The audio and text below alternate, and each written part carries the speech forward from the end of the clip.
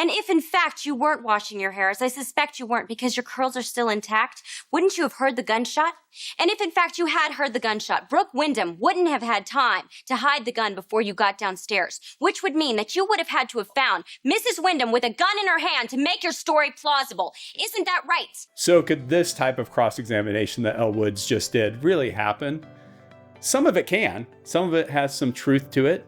The fact that you find something in cross-examination that sometimes you don't expect, like this happened, and you're smart enough and you're sophisticated enough in that area to know how to attack it. That was the best part of this cross-examination. And that's the point I think they're trying to make there, is that she was an expert in perm maintenance and she was able to use that for cross-examination. What I would tell you is not the case is, first of all, the first time she brought up anything about a perm, there would have been an objection of relevance. There was 5 or 6 questions in. That would have been the first objection. They would have had to go up in front of the judge and she would have had to tell where you were going with this in front of the judge. There would be what's called a bench conference. They would say, oh, it's irrelevant, judge. I need to tell you why it's relevant, because you can't say why it's relevant in front of the jury because you can't argue those issues in front of the jury. If you've ever been to the court, the judge will sometimes call you up, put her hand or his hand over the microphone so no one can hear what we're talking about at the bench, and there's white noise that's put on while that's happening. Those are the kind of things that happen at trial that don't happen in a courtroom, in TV, or in this movie, because it's not interesting. I remember when my wife first went to the first trial I had, she said, oh my gosh, you have to approach so many times. It's so boring compared to TV. And it is. The other thing that doesn't happen, I wish it did, is she gives speeches while she's asking each question. She turns around and talks about a sorority sister. Wouldn't that be great if I could give a speech when I wanted to ask a question? It makes it way more interesting, but that's not the way it is. You have to go right into the question. And also what would have happened if I was the defense attorney, when she started asking questions and she never gave the witness an opportunity to answer, I would say she's badgering the witness. She has an opportunity to answer, and hopefully that witness then would get their senses and be able to answer, because she asked 4 or 5 questions before the witness actually broke down without the witness ever saying anything.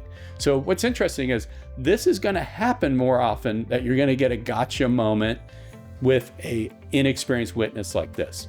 The ones that are harder as an attorney that's been doing this for 27 years now are expert witnesses. There are expert witnesses in Florida that are in court more than anyone but the judge. They're in court more than the court reporters. They're in court way more than the attorneys. They're literally in the courthouse 3 or 4 days a week. They are not only expert witnesses in that case, but they're just experts as a witness. Those are the hardest ones to cross-examine. But I will tell you, the important thing on that is preparation. The attorney that's most prepared is go through and read line by line, whether it's a medical record or a accident report or whatever it may be, line by line, and find where that mistake is. I can tell a story about what happened one time the morning of trial on a wrongful death case, accident reconstruction specialist on the other side. I think I'd done a great job on cross-examination at deposition. I knew what I wanted to talk about, but I didn't realize, even though I looked at it for probably 20 or 30 hours at this point, until 4 o'clock in the morning, the day of trial, that he had manipulated one of the numbers.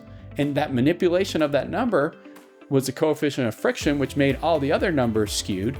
Why he did it, I have no idea. I don't even know if he meant to do it, but you know what? It was a great thing for me to say to the jury on closing arguments. And that's the other thing that's different.